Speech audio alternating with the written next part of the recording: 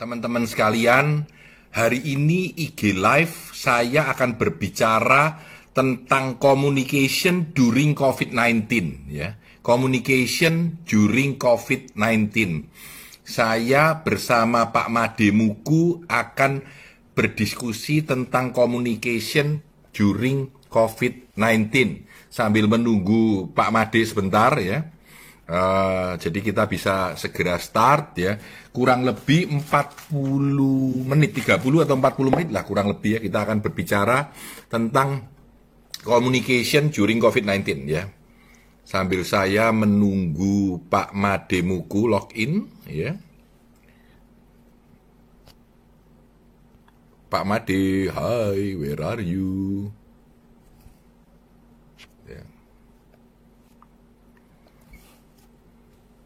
Oke, sambil menunggu aja saya mau jualan dulu. Jadi Anda bisa daftar seminar saya, Pak Made, Pak Andi, dan Pak Fatoni pada hari Selasa depan tanggal 14, yaitu Developing Work from Home Skills for Manager. Saya ulangi, Developing Work from Home Skills for Manager. Jadi materi ini akan berbagi tentang strategi, taktik, cara bagaimana kita bekerja dengan orang lain. Saya kira itu ya. Oke. Sudah masuk? Masih dalam proses. Yes. Hai Pak Made. Sore Pak. Selamat sore Bali. Waduh, tadi pagi saya seminar dengan orang di Jogja. Ini sudah Bali. Hai Bali. Surabaya. Suaranya Pak. coba Pak Made, coba suaranya Pak. Surabaya Pak, sore. Kurang keras Pak suaranya. Sore Pak. Oke. Gimana Pak? Suaranya masih kurang keras. Bisa coba sekali lagi? Sore Pak. Oke. Oke Pak, sore. Oke teman-teman, Ya, Pak. kita selalu start. Saya mencoba on time walaupun ada sedikit technical selalu ya. Sudah 30 peserta, kita bicara tentang communication during COVID-19 for leaders. Nggak selalu for leaders lah ya, for everybody ya. Jadi intinya komunikasi di zaman ini ketika semuanya berubah, apa yang perlu kita perhatikan dalam komunikasi kita. Oke? Seperti biasa, saya selalu mulai dengan introduction. Yang di bawah saya itu namanya Pak Made Muku. Selamat sore semua. Nah, selamat sore ya. Pak Made Muku ini sudah berpartner dengan saya sejak 1996. Jadi sudah 24 tahun ya. Awalnya saya datang ke ITS minta dia, Pak mau jadi konsultanku enggak? Kamu satu minggu kerja 2 hari aja buat aku. Dan sampai hari ini 24 tahun kemudian ya. 24 tahun. 24 tahun. Jadi saya kenalkan Pak Made Muku, 24 tahun berpartner dengan saya. Sekarang adalah rektor dari Stiki Indonesia di Bali, di mana beliau dan saya bekerja sama untuk membangun kampus itu ya. Lalu pembicara di Business Wisdom Institute kita. Jadi nanti Selasa bagi yang ikut yang tadi saya iklankan ya, akan ketemu Pak Made Muku lagi ya. Lalu penyeminar yang handal di Bali ya. Lalu juga pebisnis. Pebisnis ini punya catering Tia, punya White Canny restoran dan macam-macam bisnis-bisnis yang lain, termasuk bisnis pijat. Cokor Bodywork Pak namanya Pak. Cokor Bodywork, ini bisnis pijat sehat ya, luar biasa ya. Oke, teman-teman, karena waktu juga sangat mepet, 30 menit saja, kita mulai saja ya.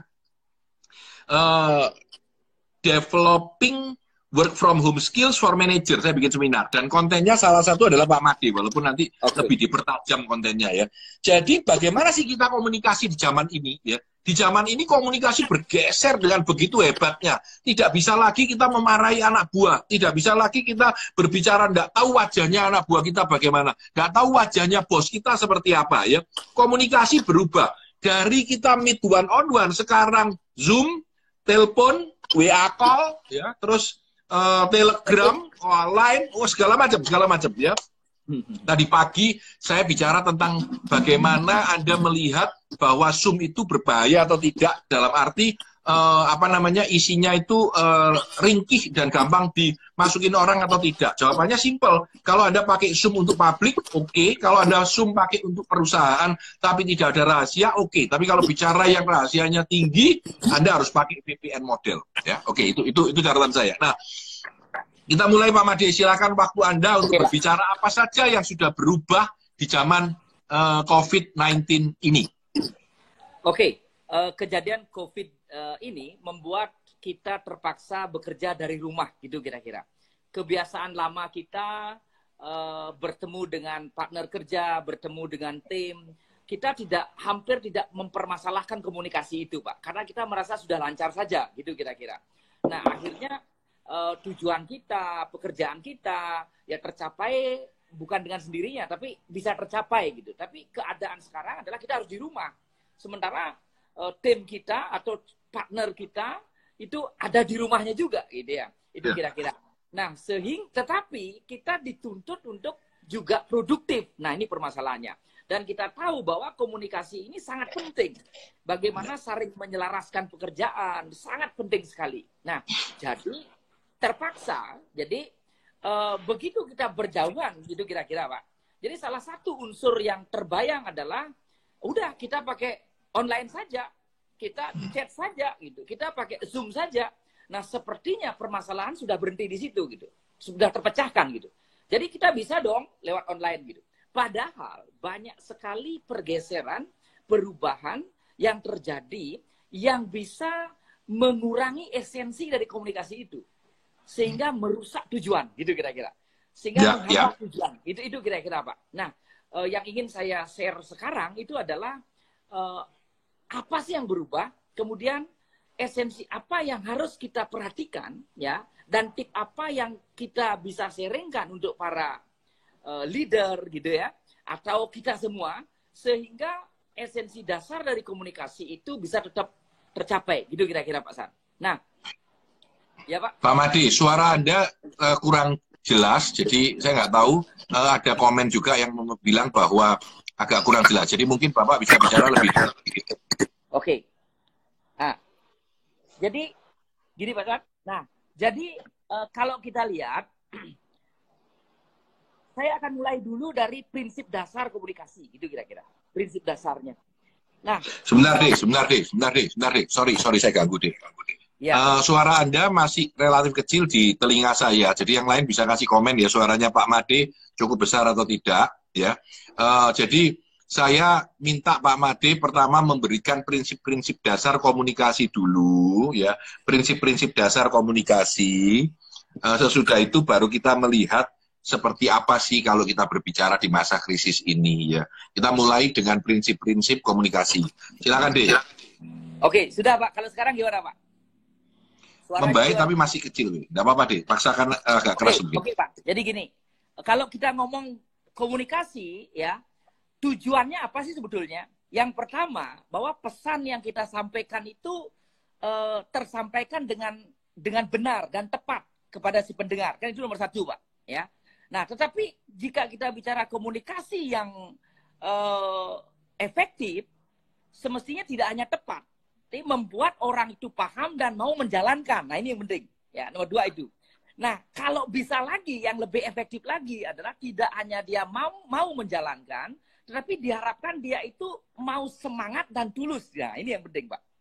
Jadi mau semangat dan tulus. Nah, ini dasarnya dulu. Sehingga apapun prinsip-prinsip dari komunikasi itu, ya, ada yang tekniknya dan lain sebagainya, pasti arahnya adalah ketiga yang itu. Bahwa satu, harus sampai komunikasinya dengan pesannya dengan tepat. Kedua, orang mau jalanin. Yang ketiga, itu adalah orang mau semangat dan ikhlas untuk jalanin. Itu kira-kira, Pak. Nah, sebagai contoh ya. Itu prinsip dasar yang pertama ya. Misalnya, bahwa ada prinsip bahwa ini bukan hanya masalah verbal saja. Tetapi juga bagaimana intonasi kita. Tetapi bagaimana juga bahasa tubuh kita. Nah, jadi dengan prinsip ini sebetulnya kan kita ingin menyampaikan bahwa bagaimana caranya supaya tidak terjadi miskomunikasi, alias pesan itu tepat, gitu kira-kira Pak. Kemudian prinsip yang paling penting dari komunikasi adalah bagaimana kita selalu menganggap orang yang di hadapan kita, orang yang kita ajak bicara, itu adalah orang yang sangat berarti bagi kita. Ya. Nah, dengan demikian maka respect akan muncul. Dengan respect muncul akan membuat tujuan satu tepat, tujuan dua mau mengerjakan, tujuan tiga adalah dia mau semangat dan ikhlas, itu akan tercapai. Jadi saya bisa kasih cerita satu Pak, yang selalu saya pakai untuk menggambarkan bahwa bagaimana komunikasi itu sebenarnya dasarnya adalah kita menghargai orang lain. Kita menempatkan lawan bicara kita begitu berarti buat kita. Itu prinsip dasarnya. Dan inilah yang nanti bergeser kalau online, gitu kira-kira Pak.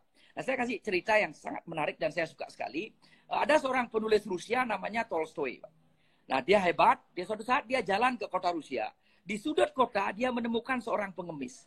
Ya, dia ingin memberi pengemis itu uang. Didekatilah pengemis itu. Tetapi begitu dia ambil kantongnya, ternyata dia tidak membawa uang sepeser pun. Apa yang dilakukan oleh Tolstoy? Tolstoy mengambil tangan pengemis itu dan dia berkata, "Hai saudaraku, jangan marah ya. Hari ini aku tidak membawa uang, maafkan aku." Apa yang terjadi? Ternyata wajah pengemis itu begitu berbinar dan dia pun berdiri dan berkata, "Tidak mungkin aku marah. Perkataan saudara yang kau ucapkan padaku merupakan penghargaan yang sungguh luar biasa bagiku." Nah, saya yakin, Pak. Mengapa? Mengapa pengemis itu tidak mendapatkan uang, tetapi dia justru wajahnya berbinar dan sangat merasa dihargai? Karena perkataan saudaraku, karena sebagai manusia, apapun latar belakangnya, ingin dihargai, dihormati, dan dipuji. Itu sebetulnya. Nah, prinsip ini yang nanti harus tetap bertahan, walaupun kita berkomunikasi, kita dengan anak buah, para leader dengan timnya, itu berkomunikasi lewat online. Jadi ini yang harus tetap dijaga. Dan apa yang bergeser, itulah nanti tipnya yang akan kita jawab. Itu kira-kira Pak San. Oke, terima kasih Dave. Jadi memang kalau kita berbicara dengan orang, bahkan sebagai public speaker ataupun sebagai seorang leader, di dalam kita berbicara itu, sebenarnya ada a transfer of emotion, emosi yang keluar. Dan ini tidak kelihatan. Bukan sekedar saya berkata-kata saja, tetapi ada emosi yang keluar di sana yang mempengaruhi orang lain sebagai pendengarnya. Bahkan kalau Anda tidak percaya, Anda kalau lihat, bosku wajahnya lagi nggak enak loh, jangan ngomong sama dia. Sekarang Anda nggak tahu lagi, bosku wajahnya nggak enak, itu nggak tahu. Ada telepon ketika dia sedang marah, habis. Ini contoh ya. Lalu kadang-kadang bosnya mengangguk aja dengan tersenyum gitu. Anda tahu, wah bosku setuju loh. Sekarang kamu nggak kelihatan gitu. Kamu nggak kelihatan. Apalagi pakai Zoom, lalu bosnya mengangguk nggak kelihatan ya, sana delay. Osik juga gitu, penting juga ya. Jadi ada elemen yang hilang ya, dari gesture kita yang tidak terlihat. Bahkan ketika Anda bermain Zoom pun. Tadi saya jam 3 lagi Zoom meeting dengan beberapa orang ya. Saya tidak tahu lagi bagaimana gitu ya. Karena dia nggak kelihatan, tulisannya cuma namanya kok Joko gitu ya. Saya nggak tahu dia siapa gitu misalkan ya. Jadi kita bayangkan betapa sulitnya komunikasi, apalagi pada saat ini adalah momen di mana orang belajar sesuatu yang baru, orang jengkel, orang nggak selesai, orang salah bicara, dan ini kejadiannya berterus-terusan, sehingga kita jadi lebih sulit lagi. Pada kondisi biasa pun sudah sulit berkomunikasi, pada kondisi mood yang tidak enak akan lebih sulit lagi berkomunikasi ya. Nah, Pak Made tadi memang waktu sebelum mulai saya sudah minta, Pak, saya minta online communication itu yang terbaik itu seperti apa. Jadi kira-kira ini yang perlu kita perhatikan ya. Ketika kita tidak mampu bertemu dengan orang, maka kita harus melakukan online communication. Silakan Pak Made. Nah, jadi dengan adanya kita harus work from home ini dan harus online communication, kita coba lihat dulu. Maka chatting akan lebih sering, Pak, menurut saya. Jadi kita akan chatting lewat WA, itu akan lebih sering, ya. Walaupun kita bisa memang kadang-kadang ada momen kita lewat Zoom, kadang-kadang bisa seperti itu. Nah, maka akan terjadi pergeseran seperti ini. Yang pertama, tatap muka itu akan boleh dibilang hilang, walaupun ada sedikit gitu ya. Nah, tatap muka akan hilang. Yang kedua, seperti Pak San bilang tadi, gerak tubuh, mimik kita, intonasi akan sudah tidak ada lagi. Padahal itu prinsip dasar. Bagaimana cara kita untuk tetap membuat chat kita itu memberikan kesan emosi yang mengalir. Nah, itu kira-kira. Kemudian yang berikutnya, ya, akan kehilangan sisi emosi. Karena kita sudah tidak lihat lagi, semua karena tulisan saja. Itu kira-kira. Nah, jadi sebagian besar adalah tulisan. Sekali lagi, walaupun kita... Saya setuju sih, Dek. Saya setuju, Dek. Ya. Bentar. Suara Anda agak terputus, deh. Saya setuju, Ya. memang chat itu berbahaya. Saya sering sekali chat itu salah paham, ya. Karena otak kita panjang, jempol kita besar, nekennya nggak pas, ya toh. Lalu Iya, menjawabnya 2 kalimat, sementara terdelay. Jadi ini sering sekali terjadi miscommunication ketika kita sedang chat dengan WA itu. Itu memang salah satu yang selalu saya percayai, ya. Oke, Pak Made, sudah cukup oke, silakan.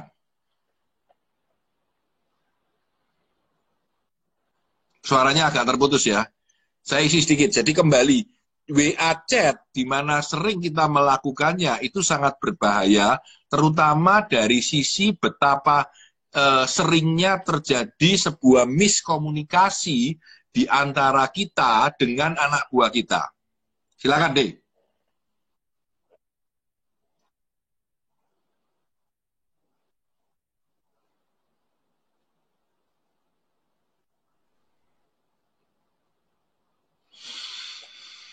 Ini contoh yang baik ini. Bagaimana komunikasi Pak Made dengan 50 orang yang sedang ada di chat ini terputus karena sinyal. Karena sinyal, ya. Karena sinyal yang terganggu, terputus. Bayangkan, kalau ini lagi meeting anak buahnya, sementara bosnya sedang semangat, semua orang nggak kelihatan. Terus bagaimana? Ya. Ini contoh aja. Bagaimana teknologi itu selalu punya kelemahan-kelemahan. Pak Made, saya belum dengar suara Anda. Gambar Anda masih berhenti, freeze, ya. Jadi Anda tidak kedengaran suaranya, Pak. Tangan Anda bergoyang, coba. Belum bergoyang, ya. Jadi bagaimana komunikasi ini contohnya, ya. Saya dengan Pak Made sudah sering komunikasi, 24 tahun kita komunikasi, ya. Tapi dengan tidak kelihatan suaranya dia, susah saya, ya. Ini apalagi kelihatan bunderan yang muter gitu, ya. Repot itu, repot, ya. Jadi agak terganggu, ya. Nah, inilah salah satu contoh real bagaimana situasi kita pada saat work from home, komunikasi kita sedang sulit. Apalagi ketika Anda sedang berbicara tentang hal-hal yang sangat prinsip gitu, ya. Sangat prinsip ngomong gitu. Tetapi komunikasinya berhenti. Mesinnya berputar gitu. Cret. Nah, hilang sekarang, gitu. Ya, oke. Pak Made langsung keluar asistennya, ya. Ini semua dari kita. Asisten kita adalah anak-anak kita. Hai. Oke, silakan. Sudah membaik, deh. Monggo. Iya, oke, Pak. Deh, Pak. Ini, Pak, sering sekali apa kesalahan-kesalahan yang sering kita lakukan pada saat kita melakukan chatting, Pak. Ini yang saya amati. Ya, yang pertama, ya kita kadang-kadang waktu menulis, ya menganggap di pikiran kita kalau kita ngomong langsung nulis itu kita menganggap sama, Pak. Apa yang kita pikirkan kita tulis, kita seandainya kita ngomong dan nulis kita anggap sudah selesai, sudah sama, langsung kita kirim gitu. Padahal kalau orang lain baca itu bisa jauh sekali maknanya bergeser, Pak. Bisa jauh sekali. Nah, ini nanti akan tipnya seperti apa, ini akan kita bahas. Kemudian yang kedua, ya kita sering sekali meremehkan tanda baca. Jadi kita asal nulis langsung kirim. Nah, maknanya akan bergeser. Jadi prinsip tujuan satu tidak tercapai dia, gitu, Pak. Itu permasalahannya. Kemudian yang ketiga, sering kita menyingkat sesuatu yang belum tentu orang lain umum tahu. Nah, ini masalah juga, ya. Jadi kadang-kadang saya sering dikirimi pesan oleh staf gitu, senang sekali nyingkat. Jadi kita malah bingung apa yang dia maksud sebetulnya. Ya kalau memang singkatannya umum ya oke, gitu kira-kira. Nah, yang masalah lagi adalah sering kita selesai menulis dan kita langsung mengirimnya. Nah, ini bisa saja pesannya jadi bergeser. Ini menurut saya kesalahan-kesalahan yang ada saat kita melakukan chatting. Nah, itu kira-kira Pak San. Nah, sehingga untuk memperbaiki ini nanti kita akan kasih tipnya. Itu kira-kira Pak San. Oke, saya rem di situ, Pak. Jadi memang benar, sering sekali terjadi kesalahan. Sebetulnya itu teorinya disebut the curse of knowledge. The curse of knowledge, ya. Jadi kutukan pengetahuan. Ketika Anda di dalam benak bicara, oh, waktu WKF gitu, atau WF, work from home, saya lagi mikir, WFH gitu ya. Saya tanya, WFH itu apa? Work from home, Pak, masa gitu aja nggak tahu? Ah, iya. Jadi 3 hari yang lalu saya tidak tahu bahwa singkatannya begitu.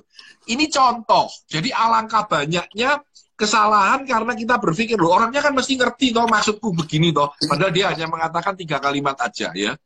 Saya sering tanya itu, loh ini maksudnya apa? Loh, oh ya gini, oh iya iya iya. Ketika Anda tahu sesuatu, Anda hanya menyampaikan dengan kalimat yang sangat pendek saja, dan Anda mengira orang itu juga akan punya pikiran seperti Anda, mengerti. Padahal sebenarnya tidak. Ya. Kita sering sekali seperti itu. Ya. Anda mungkin sudah sering chat dengan seluruh orang. Coba pikirkan, berapa kali salah paham. Apalagi kalau Anda berbicara dengan orang yang tidak sering Anda chat. Gitu. Jadi tidak tahu karakter orang itu. Ini maksudnya apa toh? Gitu, toh. Lalu itu bos Anda. Susah kan? Ini mau tanya takut ya. Mau tanya takut ya. Kalau bawaan sih enak, tinggal nyuruh aja. Tapi kalau bos celaka gitu ya. Ini contoh ya. Jadi communication ini sering sekali terjadi kesulitan ya. Saya merasa ini benar banget ya. Mungkin kita bisa move pada hal yang lain Pak Made. Setelah chat yang lain gimana? Silakan. Nah, jadi saya ini dasar dulu Pak. Ini dasar sekali yang harus kita perbaiki. Untuk itu saya kasih tipnya dulu untuk mengatasi ini gitu ya. Supaya tidak terjadi kesalahan. Yang pertama itu boleh dipakai membiasakan dengan voice itu Pak. Ya, yang ada, itu menarik gitu. Jadi intonasinya akan terwakili, itu menarik ya. Intonasinya akan terwakili. Jadi pesannya akan lebih jelas gitu. Nah, ini menarik ini. Itu ilmu saya sejak saya pindah dari BlackBerry yang pakai keyboard menuju touchscreen. Karena sering salah, saya pakai voice-nya orang WA. Jadi ngomong, Pak Made, besok saya akan pergi ini. Selesai ya Pak Made, ya tak lepas gini. Saya kirim suara saya ke Pak Made. Jadi ini pengalaman saya sudah kira-kira 4 bulanan mainan ini ya sebelum COVID-19. Jadi dan lagi itu juga menghindari orang di sebelah sana yang tidak bisa connect kalau kita telepon. Kalau kita telepon kan nunggu koneksinya susah. Jadi mendingan tak rekam, tak kirim, dia bisa mendengarkan suara saya anytime, nanti 1 jam lagi atau 2 jam lagi. Iya, itu lebih cepat Pak, lebih cepat dan bisa mengurai kesalahan gitu. Nah, yang kedua ada tip lagi untuk menghindari prinsip kesalahan tadi adalah membiasakan setelah menulis itu coba dibaca dulu Pak menurut saya Pak, sebelum dikirim. Ini penting. Tapi tidak sekedar membaca, tapi boleh diperhatikan tanda bacanya, komanya, titiknya. Saya kira itu penting. Nah, karena kadang-kadang kita juga harus menghindari orang yang kita ajak berkomunikasi jangan sampai tersinggung. Itu kan penting, Pak. Jangan ya ini ada yang nulis nih. Kadang-kadang kita konfirmasi tanya hal yang sama malah tersinggung dan marah gitu ya. Karena dianggap kita bodoh gitu. Betul, Pak. Gitu aja kok nggak ngerti itu kan nggak enak. Gitu, nah, itu sebetulnya. Nah, ini hal yang penting. Nah, saya kasih contoh lain lagi, Pak. Jadi makanya jika dikembalikan ke 3 poin tadi, ya, bahwa kita supaya tepat sasaran, kemudian orangnya mau menjalankan dan orangnya dengan semangat mau jalan. Nah, semuanya teknik-teknik komunikasinya arah sana. Saya kasih contoh teknik mendengar, Pak. Ya. Kalau dalam komunikasi lisan, teknik mendengar itu adalah pandang mata, ya, tatap matanya fokus, kemudian jangan memotong, ya. Nah, sekarang pertanyaannya, saat kita chat, bagaimana kita bisa memandang wajah gitu kan tidak mungkin gitu kira-kira. Tapi kita juga harus dianggap mendengar dengan baik. Nah, ini saya kasih tipnya, Pak. Ini penting, Pak, menurut saya, ya. Jadi bagaimana tip mendengar dengan baik. Nah, tetapi kita chat ini, ya. Tapi kalau misalnya kita lewat Zoom gitu, oke, kita kelihatan akan bisa memandang orangnya, akan terasalah sedikit. Nah, tapi kalau kita chat gimana? Apa yang harus kita lakukan? Nah, ini menurut saya sangat penting sekali. Yang pertama, tipnya adalah kalau kita tolong biasakan kalau kita sudah membaca pesan orang, ya mau tidak mau harus dijawab, Pak, menurut saya, Pak. Oke. Nah, itu penting sekali. Walaupun jawabnya sekedar komen jempol kah, sekedar komen emoticon tentang bagaimana kita berterima kasih setelah simbol seperti ini. Jadi orang akan merasa dihargai. Nah, intinya kita akan mendengar. Nah, kemudian kalau kita bicara lewat grup, kan, berdiskusi lewat grup gitu ya. Nah, jadi kita mau membalas, itu harus jelas membalasnya ke siapa. Itu penting, Pak. Ya, karena bahwa kita respect pada pembicaraan si A, si B, si C. Itu artinya kita mendengar dengan baik gitu.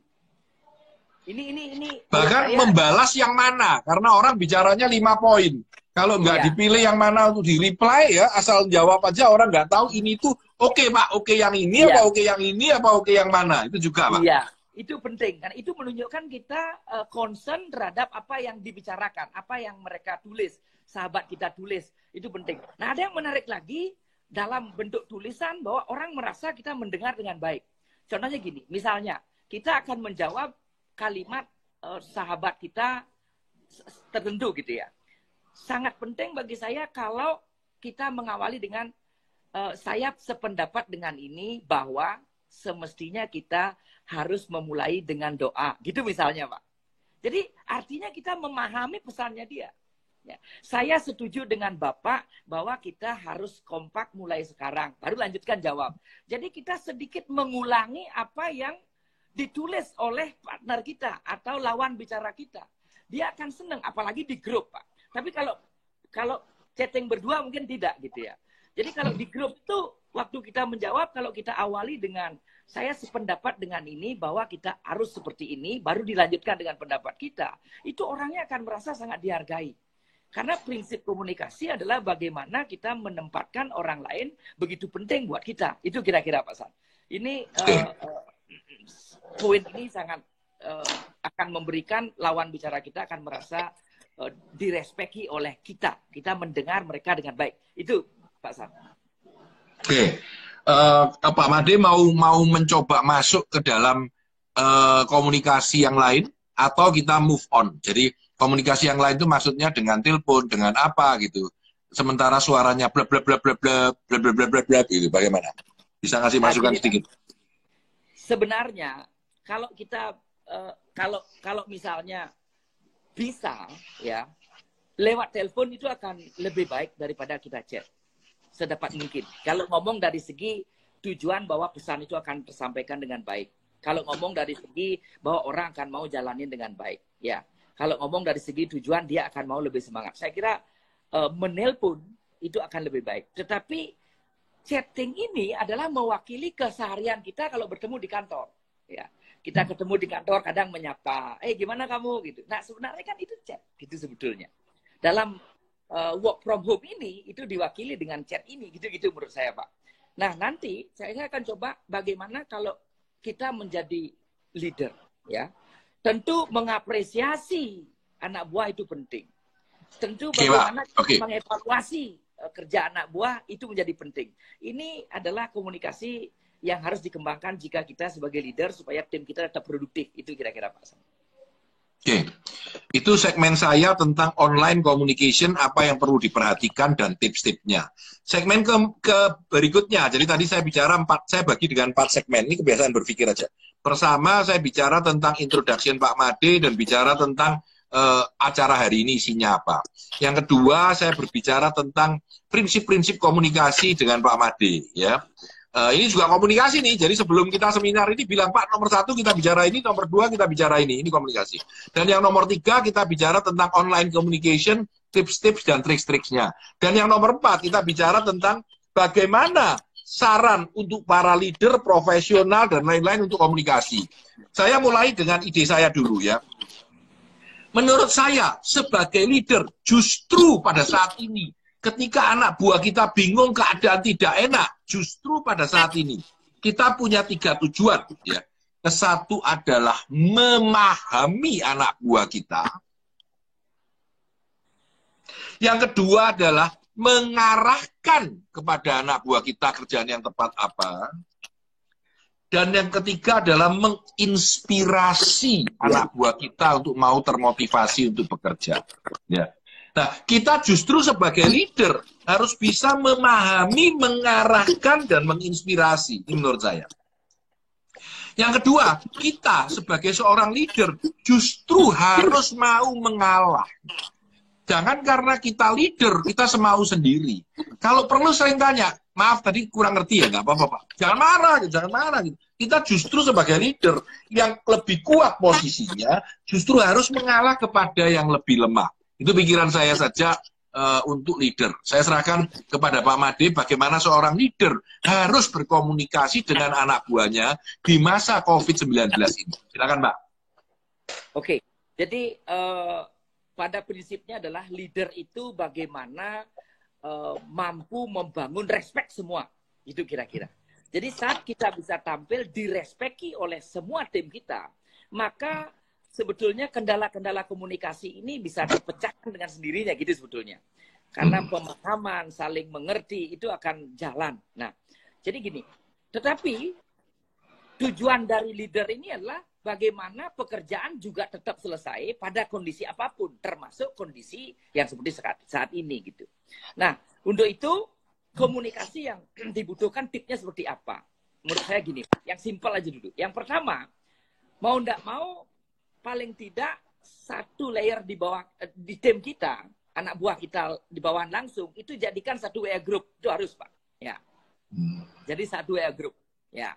Karena komunikasi kita dengan grup yang besar itu kadang-kadang sulit juga gitu. Ya. Jadi paling tidak seseorang akan ada pada 3 grup. Ya, grup komunikasi. Yang pertama adalah grup besar perusahaan, ya. Kita akan masuk di sana untuk tahu apa objektifnya, apa ketentuannya, apa aturan yang baru, hal yang baru gitu kira-kira. Yang kedua, Anda akan masuk grup sama atasan langsung Anda. Mungkin atasan Anda sama 3 bawahan langsungnya. Nah, itu adalah tentang tujuan di tim Anda gitu kira-kira. Kemudian Anda sendiri akan membuat grup bersama bawahan langsung Anda. Jadi paling tidak satu orang akan ada dalam 3 grup di perusahaan. Itu akan membuat lebih efektif. Itu kira-kira. Kemudian, kalau saya punya 47 kan bosen deh. 47 grup ya toh. Boleh kasih tahu enggak ini untuk komunikasi limitnya berapa? Limitnya berapa yang mungkin enak? Kalau 3 minimal dalam perusahaan sebagai leader saya setuju.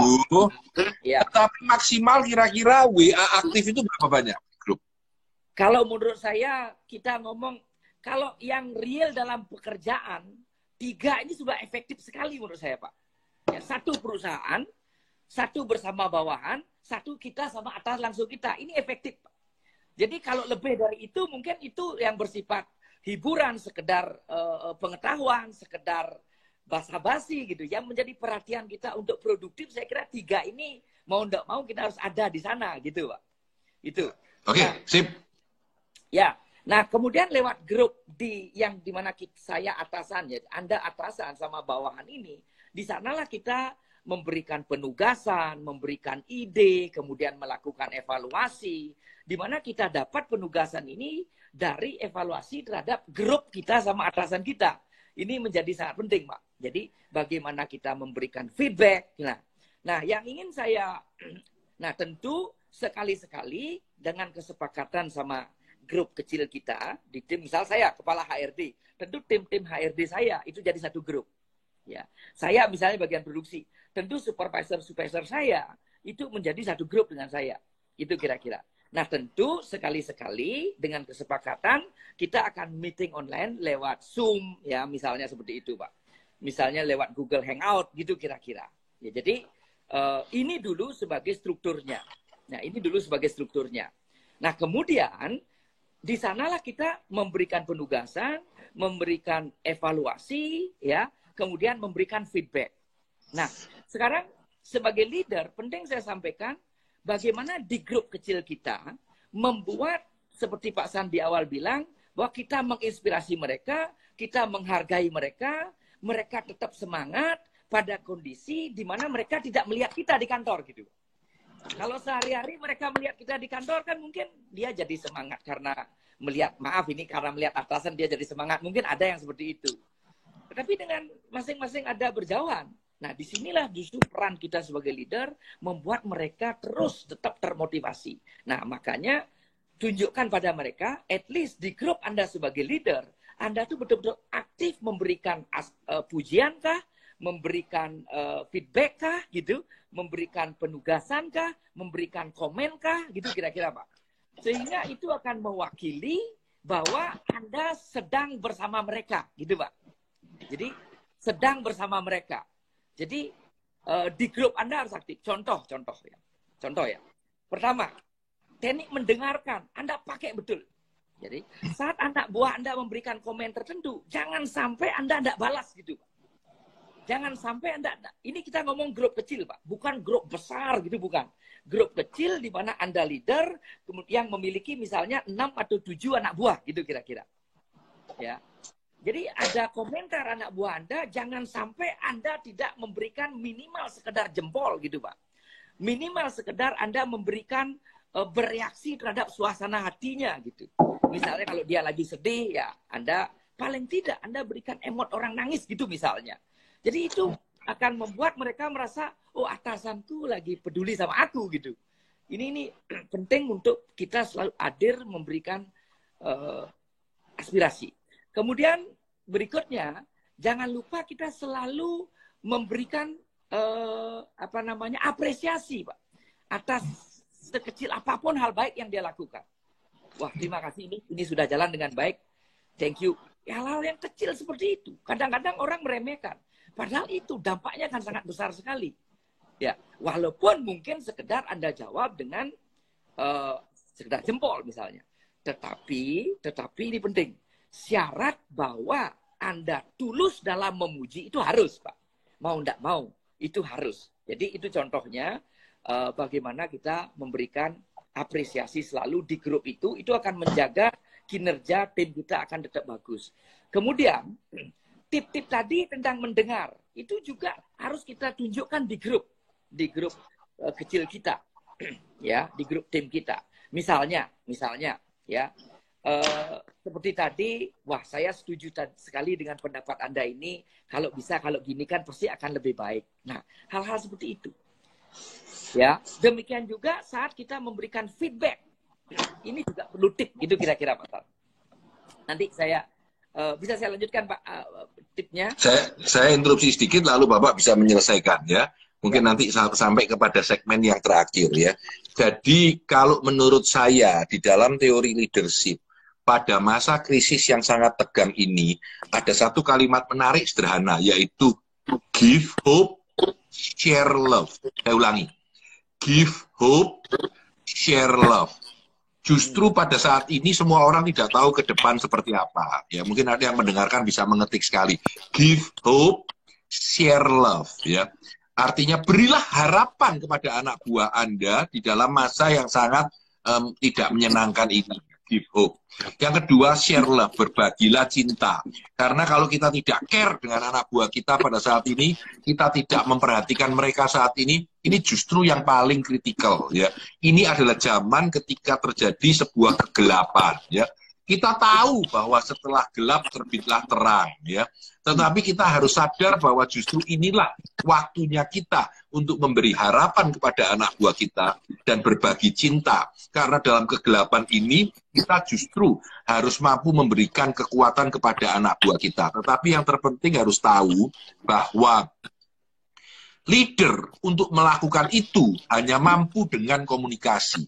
Kalau tanpa komunikasi tidak bisa ada. Karena itulah pentingnya komunikasi. Komunikasi Anda harus diarahkan kepada give hope, share love. Silakan Pak Made. Oke. 5 menit terakhir Anda. Oke, gini. Yang tadi bersama tim Anda, jangan lupa teknik-teknik mendengarkan walaupun Anda lewat chat. Jangan lupa Anda selalu memberi apresiasi atas sekecil apapun yang tim Anda sudah Anda lakukan atas dasar penugasan yang sudah Anda berikan ya. Ini akan selalu memberi semangat seperti Pak San bilang tadi, akan memberi harapan buat mereka untuk selalu semangat bekerja. Itu kira-kira. Kemudian yang berikutnya yang sulit sekarang itu adalah saat anak buah kita melakukan mungkin sebuah kesalahan gitu Pak. Ya. Atau hasil kerjanya tidak sesuai dengan harapan Anda sebagai leader. Ya. Nah, ya. Ini menurut saya sangat penting sekali, ya. Artinya Anda harus mengkritik, ya. Tetapi bagaimana kritik itu betul-betul membangun mereka ke arah yang lebih baik. Ini menurut saya prinsip yang sangat penting, walaupun Anda lewat chat, ya, gitu kira-kira. Yes. Kalau bisa saat anak buah Anda melakukan sesuatu yang tidak tepat, sebaiknya memang telepon, Pak. Sebaiknya telepon. Yang terbaik lagi ya ketemu gitu kira-kira. Cuman ketemu sudah tidak mungkin, tidak sangat tidak dianjurkan. telepon. Nggak boleh pakai WhatsApp dengan huruf besar semua ya. Kamu goblok gitu, pusing. Ya, jadi beberapa prinsip. Lalu di capture, ditaruh di mana-mana, pusing. Ya. Oke. Prinsip-prinsip pentingnya tetap harus jalan, Pak. Bagaimana kita memberikan saran atau kritik kepada tim kita supaya mereka tetap terbangun, bukan malah merasa drop dan sakit hati gitu. Yang pertama, jadi kalau bisa jangan di grup itu dia dikritik, Pak. Oke. Jadi harus apa yang disebut dengan japri gitu ya. Jadi memang chat pribadi aja gitu. Ya, itu. Yang kedua, itu harus diawali dengan pujian. Jadi kita ingat apa yang pernah dia lakukan yang layak dipuji sebelumnya. Misalnya, saya senang sekali waktu Anda melakukan penjualan ke Bapak Eka gitu misalnya. Wah, itu padahal sangat cerewet sekali dan akhirnya bisa tembus seperti sekarang. Nah, awali dengan pujian. Setelah itu baru masuk kritik. Itu kira-kira. Masuk ke kritik. Nah, tetapi yang penting ini Pak, jangan sampai dari pujian ke arah kritik ini ada kata-kata tapi. Dia akan merasa jebol gitu kira-kira. Jadi sudah dipuji Pak Eka-nya akhirnya, nah ini kok jadi kayak gini. Tapi ini kok jelek, dia jadi hancur gitu kira-kira. Ya. Nah, ada caranya supaya tidak pakai tapi. Waktu Anda mendekati Pak Eka, saya senang sekali banyak orang yang tidak sanggup mendekati, akhirnya dia menjadi langganan kita terus. Nah, sekarang yang Bu Erna ini sudah 3 bulan, belum juga tembus, mari kita evaluasi apa yang dulu ke Pak Eka kita lakukan, barangkali bisa kita terapkan sekarang. Nah, jelas sekali di sana tidak ada kata-kata tapi, kan gitu Pak. Ya. Jadi dia akan merasa bukan dikritik, gitu, tapi dibangun bersama, ya. Dan yang berikutnya adalah kita sebagai leader harus memberi solusi. Ya. Nah, Anda nggak usah khawatir. Apa kira-kira? Kalau menurut pendapat saya ini, bagaimana menurut Anda? Ya. Jadi coba aja datang. Ada permasalahan Pak, Anda telepon saya. Nanti saya akan berikan solusinya. Atau memang bila perlu saya yang datang bersama Anda. Gitu kira-kira Pak San. Jadi yang terakhir akhiri dengan bersahabat. Oke? Kalau kita mau pasti akan bisa kita menuntaskan. Itu kira-kira. Jadi ini yang perlu sangat hati-hati sekali sebagai leader adalah mengkritik hasil kerja staf kita yang kurang bagus di mata kita. Jadi tipnya saya ulangi sekali lagi. Pertama, harus 4 mata sehingga jangan chatnya di grup, tetapi harus japri berdua gitu. Yang kedua, awali dengan pujian. Misalnya saya suka waktu sama Pak Eka.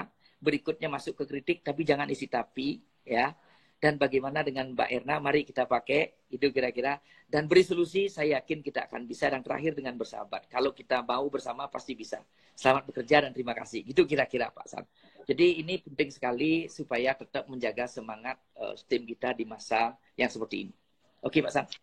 Saya ingin mempertajam kata tapi. Ini menarik menurut saya ya. Jadi kalau ada 2 hal, ini tapi, ada tengahnya ada tapi, yang baik taruh belakang. Ini teori. Yang baik taruh belakang. Saya kasih contoh ya. Anda ditanya, Pak Tanadi mau nggak saya undang makan siang? Ya. Saya mau makan siang dengan Anda, tapi minggu ini saya nggak bisa. Nggak enak kan rasanya kan? Ya. Karena tapinya ini nggak bisanya di belakang. Saya balik sekarang. Ya. Pak Tanadi mau nggak saya ajak makan siang? Saya nggak bisa Pak. Tapi sebenarnya saya ingin sekali kalau ada waktu kapan-kapan makan siang dengan Bapak. Jadi yang powerful, yang baik itu ditaruh di belakang, jangan di depan. Ini kalau secara sederhana ya. Yeah. Jadi kalau kita ada 2 hal yang berlawanan, yang sebelum tapi itu dihapus Pak oleh tapinya. Ya. Jadi misalkan, jadi yang sisa yang belakang. Jadi diingat orang ya. Jadi misalkan tadi, Pak Tanadi mau nggak makan malam bersama saya, nanti saya undang untuk kita ngobrol ya. Anda mau membuat dia merasa saya mau kan. Jadi saya bilang, saya tidak bisa. Tapi sebenarnya saya berkeinginan. Kalau saya balik, Pak Tanadi mau nggak ajak makan malam bersama saya? Saya mau Pak, tapi tidak bisa. Mungkin lain kali. Oh itu alasan itu, pasti tidak mau gitu ya. Jadi harus simpel aja. Kalau ada kata tapi di tengahnya, taruhlah yang positif yang Anda inginkan itu di belakangnya. Ini tips yang pernah saya pelajari beberapa saat yang sudah sangat lalu dan teringat kembali dengan Pak Made. Oke Pak Made, Terakhir segmen 2 menit terakhir, 3 menit terakhir, kita sudah lewat 10 menitan kira-kira. Silakan Pak Made untuk menutup buat teman-teman, kita sudah dalam acara yang disebut dengan Communication during COVID-19 for leader and for professional. Silakan Pak Made untuk menutup acara ini, silakan. Oke, bagi para teman-teman, terutama para leader ya, walaupun pada keadaan seperti ini, kita tidak bertemu dengan tim di kantor, tetapi komunikasi tetap kita jaga, ya pakai tip-tip yang pada prinsipnya adalah bagaimana tetap menghargai anak buah kita, karena kita sebagai leader adalah bagaimana selalu memberikan harapan, selalu memberikan inspirasi, dan share love seperti Pak San bilang. Jadi komunikasi adalah sebuah cara kita yang harus kita lakukan dengan baik untuk selalu menempatkan tim kita, sangat penting bagi kita, sehingga akan tetap terjaga semangatnya pada kondisi seperti ini. Gitu Pak San. Oke. Terima kasih Pak Made Muku. Saya akan menutup dengan iklan berjualan.